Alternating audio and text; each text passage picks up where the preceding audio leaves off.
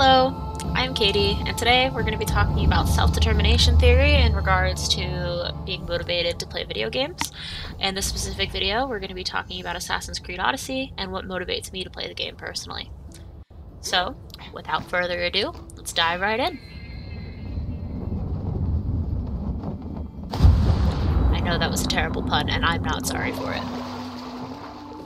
So, self-determination theory is a theory that provides a framework into why we as people are motivated to do certain things and make specific choices. Game developers will use this in video games, professionals will use this in their classes to keep their gamers, their students, motivated to do what they want them to do.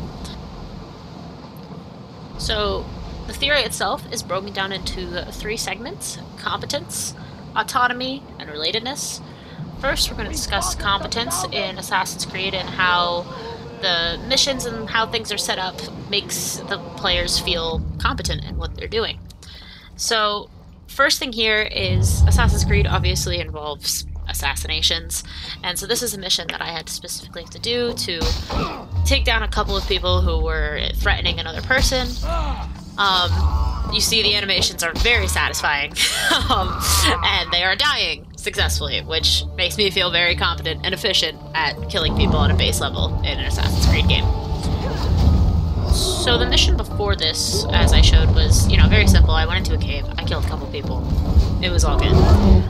There are certain quests in the game, however, when you get further on. I'm level 40 at this point. As you can see, the Minotaur is level 40 as well, where this is the first very difficult boss fight that you have to encounter. So the game does a really good job of making you feel like you're getting stronger, but the world around you is also getting a lot stronger. So it just makes these fights so much more satisfying. I didn't put footage in of this, but I died to the Minotaur 4 times. So defeating him in this fight felt so freaking good, and this cutscene also just, you have the glowing horn, and Cassandra visibly shakes, and you can see the Minotaur's soul is making you stronger, which is just really, really satisfying. It makes you feel like you're fighting right, you're understanding things, and overall feeling very competent as an assassin. To further reward you for your success in fights, this isn't with just the Minotaur, this is if you defeat any high-skilled enemy, you get a piece of legendary gear. So in this case, I got the Minotaur's axe as a legendary heavy-bladed item. I don't usually use heavy-bladed items, but this one was kind of irresistible. It glows, it's cool looking, I opted to use it.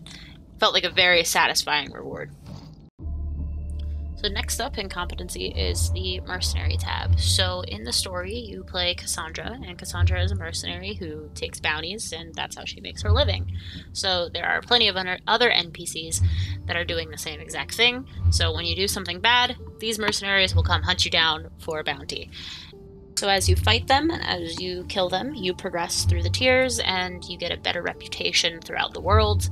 This guy is the very last mercenary that you have to fight. He's big, he's strong, you get a good reward for killing him.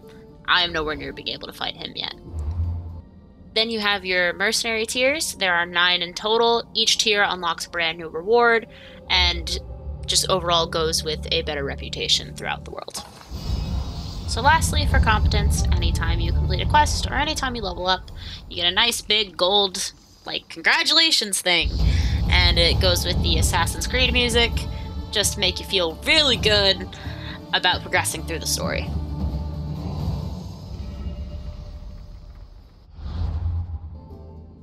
So next up is autonomy, and this still goes into a bit into competence, but the main story of Assassin's Creed is essentially Cassandra is trying to get her family back after it's been kind of ruined by this cult. And so here we have a map of the cultists. All the red ones are ones that you have defeated. You can kill these cultists in any order as long as you have the information required to find them. This also ties into competence, as you get a reward anytime that you defeat them, and anytime you defeat a whole branch, you get a full set of gear that looks really, really cool, it's really strong, and will definitely last you a couple of levels. So next up we have the ability tree.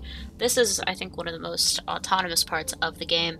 You basically get to choose how you want Cassandra to fight. Do you want her to be a ranged hunter, an assassin, or a warrior? Assassins obviously playing to more solo kills, sneaking up, that kind of stuff. Warriors, you kind of just dumb-headed run in and fight. So you don't really have to pick a one-size-fits-all kind of thing. So I've picked abilities from all the different branches. You don't have to commit to one specific. You also don't have to unlock one to unlock the next. It's really cool. You can choose to fight with poison, you can choose to fight with fire, and it really just gives you the ability to do whatever you want. Next up is the map, which I honestly think is so autonomous that it becomes overwhelming at times. There are so many things from this world that you can do. There's so many different quests. You can do a main story, side quest, hunting quests, just overall camp takeovers. You can go after different synchronization points and unlock the map as you go. There's so many different islands that don't necessarily have their own story. There's so many undiscovered locations. Like it gets kind of overwhelming at times because it's like, oh my gosh, I could go in several different directions and not be penalized in any way. So for the last part of self-determination theory, we have relatedness. And I think Assassin's Creed does a very good job of having their story make the players feel like they are a part of the game. You have many different opportunities to lie, to flirt, to threaten, and all of your choices end up bending your relationships with other characters. And most of all, their quests cover a lot of serious topics. So this story in particular, you needed to fight the Minotaur, and the reason why you went in to fight the Minotaur was because this little kid was like, hey, my father's been missing, and I think he killed the Minotaur, so you should go in and let him out of the labyrinth. But, as Cassandra said, the father's dead, and you can choose to console the child or lie to him and hide it. Here, I choose to give him his ring instead of being like, hey, there's nothing I can do. And it's just a really emotional quest, and there's plenty of them in the game. I personally haven't cried yet, but I have a feeling one day this game's gonna get me. So that is all for the video on self-determination theory and Assassin's Creed Odyssey. I think the game does a really good job of covering competence, autonomy, and relatedness, and keeps me engaged as I play through the game. This doesn't have anything to do with self-determination theory, but I also just think the game is really pretty, which is another big motivating factor for me. But yeah, there are a lot of things in here that I didn't really get to cover because the game is so massive. There's over hundreds of hours of gameplay, and I've only played through 50, so there's a lot more to uncover, and I am definitely motivated to continue. There you are. Thanks for watching!